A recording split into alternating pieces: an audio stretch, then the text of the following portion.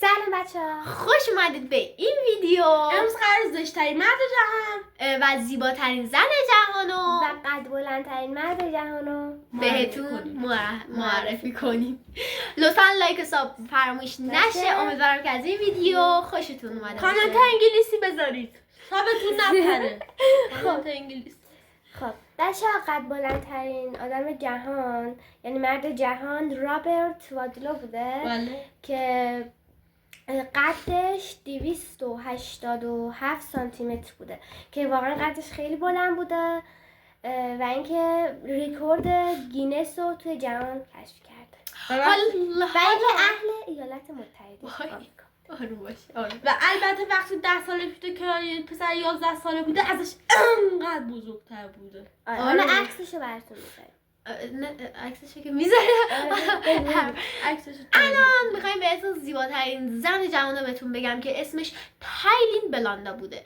یک مدل 23 ساله که توی فرانسه بوده که این خیلی حالا میدونید دیگه خیلی خوشگل بوده. حالا عکسش هم این بالا میادش بهتون نشون میدم.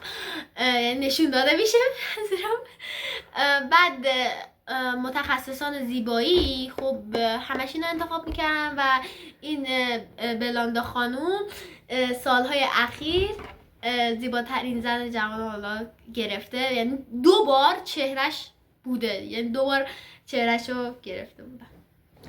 خب و میرسیم به زشت‌ترین مرد جهان که خیلی دوستش دارم. سیاه خان اسمش. دست کم از رابرت وادلو نداره چون که اونم خیلی بلنده. 257 259 سانتی متر بوده قدش و خیلی بلند خدایی و خیلی هم زشت بوده. قیافش 4 تیکه بوده. رفتارش هم شبیه بچگونه بوده و کلاً بدبخت بوده. آره بچه‌ها الان امیدوارم که از این ویدیو خوشتون اومده باشه. ویدیو بعدی قراره بدترین شکنجه‌های دنیا باشه که برای دوستاتون هم آموزش نمی‌کنید. یعنی دشمنانتون هم آموزش نمی‌کنید.